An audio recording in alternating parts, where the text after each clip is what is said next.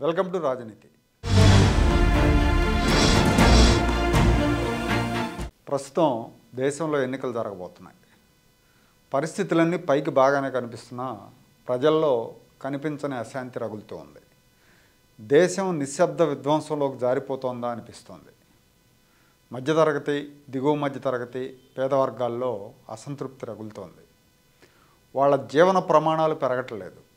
జీవన వ్యయం మాత్రం అంతకంతకో పెరిగిపోతుంది. నిత్యావసరాల ధరలు రాకెట్ వేగంతో పరిగెడుతుంటే ఆదాయాలు మాత్రం తాబేలు వేగాన్ని తలపిస్తున్నాయి. రైతుల పంటలకు గిట్టుబాటు ధరలు ఉండవు. అదే సమయంలో మార్కెట్లో ధరలు మాత్రం సామాన్యులకు అందుబాటులో ఉండవు. సాగులో నష్టాల పాలైన రైతులు ఆత్మహత్యలు చేసుకుంటుంటే బ్యాంకులను ముంచిన బడా వ్యాపారులు ఎంచక్కా విదేశాలకు పారిపోతున్నారు. భారతదేశంలోని కార్పొరేట్లు ప్రపంచ కోటేశ్వరులుగా మారుతున్నారు. 10 ఏళ్ల క్రితం నరేంద్ర మోడీ ప్రధానమంత్రిగా ప్రమాణ స్వీకారం చేసినప్పుడు దేశంలో అవినీతి తగ్గుతుందని, వ్యవస్థలన్నీ గాడిన పెడతారని అందరూ భావించారు. కానీ పరిస్థితులు అంతకంతకు దిగజారుతున్నాయి. యువతకు ఉద్యోగాలు కల్పించడంలో కేంద్రం, రాష్ట్రాలు రెండూ విఫలమయ్యాయి.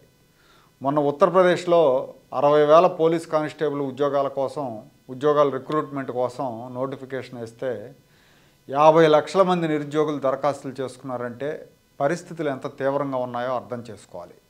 ఆంధ్రప్రదేశ్లో అయితే మరీ ఘోరం. 5 ఏళ్లలో ఉద్యోగాలకు నోటిఫికేషన్లు లేవు. ఇంజనీరింగ్ చదివిన యువకులు 5,000 జీతానికి వాలంటీర్లుగా పనిచేస్తున్నారు. యువత నైపుణ్య లోపంతో బాధపడుతోంది. వాళ్ళకి స్కిల్స్లో ట్రైనింగ్ ఇవ్వాలన్న ఆలోచన ఈ ప్రభుత్వాలకు ఉండదు. ఫీజు రియంబర్స్మెంట్ని ఆదాయంగా మలుచుకున్న కళాశాలల్లో ఏమాత్రం మౌలిక సదుపాయాలు ఉండవు. బోధన సిబ్బంది ఉండరు. ఇలాంటి కాలేజీల్లో పీజీలు చేసి నగరాల్లో డ్రైవర్లుగా, వెయిటర్లుగా, డెలివరీ బాయ్లుగా చిన్న చిన్న ఉద్యోగాలు చేస్తూ పొట్టపోసుకుంటున్న యువకులు మనకు కోకొల్లలుగా కనిపిస్తారు. ఆంధ్రప్రదేశ్ వంటి రాష్ట్రాల్లో గంజాయికి బానిసలు కావటం, గంజాయి మత్తుమందుల రవాణాలో పావులుగా మారటాన్ని మనం చూస్తూ ఉన్నాం.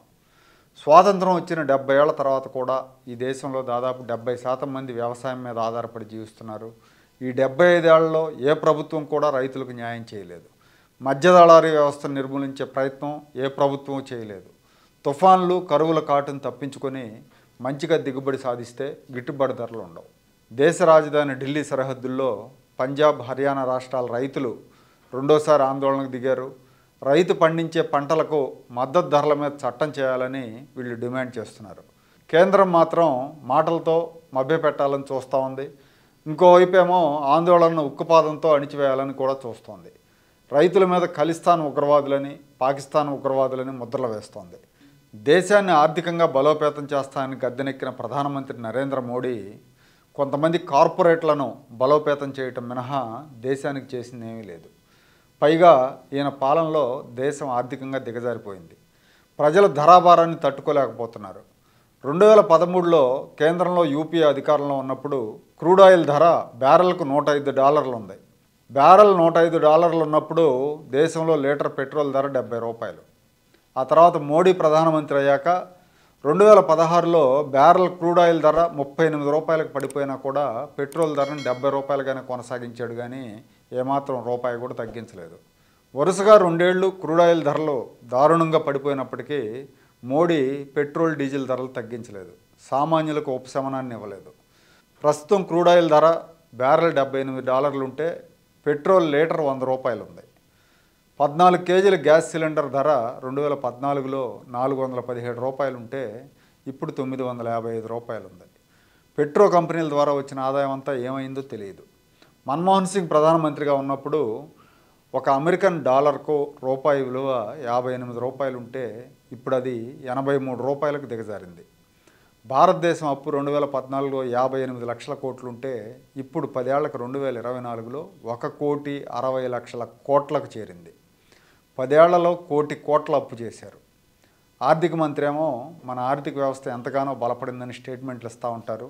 ఆ స్టేట్మెంట్లు చూస్తుంటే నవ్వాలో ఏడవాలో అర్థం కాదు. ఈ దేశంలో సామాన్యుడు బతుకు దుర్భరంగా మారింది. దేశంలో ప్రజాస్వామ్యం ప్రమాదంలో పడింది. న్యాయస్థానాల మీద రాజకీయ నేతల ఒత్తిళ్లు గతంలో ఎన్నడూ లేనంతగా పెరుగుతున్నాయి. పత్రికా స్వేచ్ఛ ప్రమాదంలో పడింది.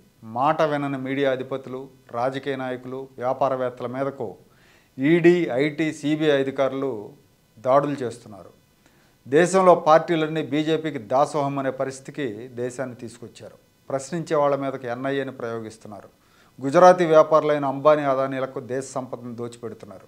మోడీ ప్రధాని కాకముందు ఎక్కడో అట్టడుగున ఉన్న అదానీ ఇవాళ ఆసియా నెంబర్ 1 కుబేరుడి స్థాయికి వచ్చాయంటే అది ఎవరు చలవో అందరికీ అర్థమవుతూనే ఉంది. దేశంలోని పోర్టులు, ఎయిర్పోర్టులను అదానీ పరం చేస్తున్నారు.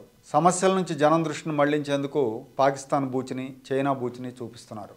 మతం పేరుతో విభేదాలు రెచ్చగొట్టి మెజారిటీ హిందువులను కన్సాలిడేట్ చేసుకొని రాజకీయంగా లబ్ధి పొందే ప్రయత్నం చేస్తున్నారు. మతం మత్తులో, మితిమీరిన దేశభక్తిలో మునిగి తేలుతున్న ఉత్తర భారతీయులకు నిత్యం చేస్తున్న జీవన సమరం పెద్ద విషయంగా కనిపించకపోవటమే ఇక్కడ విషాదం. ఇక 2 తెలుగు రాష్ట్రాల విషయానికి వస్తే ఇక్కడ ప్రభుత్వాలు గత 10 ఏళ్లుగా ప్రజలను, యువతను సోమరపోతులుగా మార్చేశాయి. ఉచిత పథకాలతో ఓట్ బ్యాంకులను క్రియేట్ చేసుకుంటూ బడ్జెట్లో అనుత్పాదక వ్యయాలకు పెద్దపీట వేస్తున్నారు. రాష్ట్రాలను దివాలా తీయించే పరిస్థితికి తీసుకొచ్చారు. ఏపీలో అయితే ప్రభుత్వోద్యోగులకు సకాలంలో జీతాలు కూడా ఇవ్వలేకపోతున్నారు. రిటైర్ అయ్యే ఉద్యోగులకు చెల్లించాల్సిన గ్రాట్యుటీలు, పెన్షన్లు చెల్లించలేక రిటైర్మెంట్ వయోపరిమితిని పెంచుకుంటూ పోతున్నారు. దీనివల్ల యువతకు ఉద్యోగ అవకాశాలు సన్నగిలిపోతున్నాయి. యువత నిరుత్సాహంలో కూరుకుపోతోంది. యువత ఆవేశాన్ని తగ్గించడానికి నిరుద్యోగ భృతి పేరుతో చిల్లర విధిస్తున్నారు. ఉద్యోగ వయోపరిమితిని 45 ఏళ్లకు పెంచి నవ్వుల పాలైపోతున్నారు. ఏపీలో జగన్మోహన్ రెడ్డి 5 ఏళ్ల పాలనలో రాష్ట్రం బ్రాండ్ ఇమేజ్ పూర్తిగా దెబ్బతింది. రాష్ట్రంలో అరాచకం రాజ్యం వెళ్తోంది. అధికారం అండతో ల్యాండ్, శాండల్, లిక్కర్, గంజాయి మాఫియాలు రెచ్చిపోతున్నాయి. పోలీసులు రూల్స్ కంటే అధికారం కాళ్ళు మొక్కటానికే ప్రాధాన్యం ఇస్తున్నారు. రాజధాని లేదు, కంపెనీలు లేవు, ఉద్యోగాలు లేవు. జనానికి మాత్రం ఇవేం పట్టవు. కులాల కుంపట్లలో మునిగి తేలుతున్నారు ఈ జనం. వాటిని రెచ్చగొడుతున్నారు రాజకీయ నాయకులు. జగన్మోహన్ రెడ్డి అమరావతిని ఆపేసి వేల కోట్ల ప్రజాధనం దుర్వినియోగం చేస్తే తెలంగాణలో కేసీఆర్ కాళేశ్వరం ప్రాజెక్టు పేరుతో 1,00,000 కోట్ల ప్రజాధనం ఖర్చు పెట్టారు. ఇప్పుడు ఆ ప్రాజెక్ట్ దేనికి పనికిరాదని నిపుణులు చెప్తున్నారు. కొత్తగా ఏర్పడ్డ తెలంగాణను 10 ఏళ్ల పాటు ఏకఛత్రాధిపత్యంగా ఏలిన కేసీఆర్ కుటుంబం లక్షల కోట్ల రూపాయల అవినీతికి పాల్పడిందన్న ఆరోపణలు ఉన్నాయి. తెలంగాణలో అసలైన దోపిడీ కేసీఆర్ కుటుంబమే చేసిందంటున్నారు. వేల ఎకరాలు హైదరాబాద్లో వేల కోట్ల ఆస్తులు సమకూర్చుకున్నారని ఆరోపిస్తున్నారు. కాళేశ్వరం మీద నిష్పాక్షిక విచారణ జరిగితే కేసీఆర్ ఊచలు లెక్కబెట్టే పరిస్థితి వస్తుంది. ఈ దేశంలో రాజకీయ ప్రేరేపితమైన విచారణలు ఉంటాయి, కానీ నిజమైన విచారణలు ఉండవు. కాబట్టి ఆయన ఊచలు లెక్కబెట్టడం కూడా అంత తేలికైన వ్యవహారం కాదేమో. ఒకప్పుడు యూపీఏ హయాంలో సొంత కేంద్ర మంత్రులను జైల్లో పెట్టారు. కాంగ్రెస్కు నమ్మకమైన భాగస్వామి డిఎంకే అధినేత కరుణానిధి కుమార్తె కనిమొళి కూడా జైలుకి వెళ్ళారు. కానీ ఇప్పుడు బీజేపీ ఆశీస్సులు ఉంటే ఎవరికి ఏమీ కాదు. ఇందుకు ఏపీ సీఎం జగన్ రెడ్డే ఉదాహరణ. 12 ఏళ్లుగా రికార్డు స్థాయిలో, ఇన్నేళ్లుగా ఎవరు బెయిల్ మీద ఉండరు, 12 ఏళ్లుగా ఈయన బెయిల్ మీద ఉన్నాయంటే మోడీ ఆశీస్సులు ఉండబట్టేనని ప్రజలు బలంగా నమ్ముతున్నారు. వ్యవస్థల మీద ప్రజలకు పూర్తిగా నమ్మకం పోయింది. రాజ్యాంగం, ప్రజాస్వామ్యం, న్యాయం అపహాస్యం పాలవుతున్నాయి.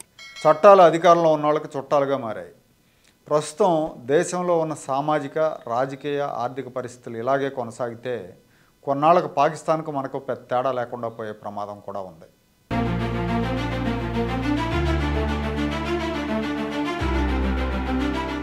Like, share and subscribe to Rajaniti channel.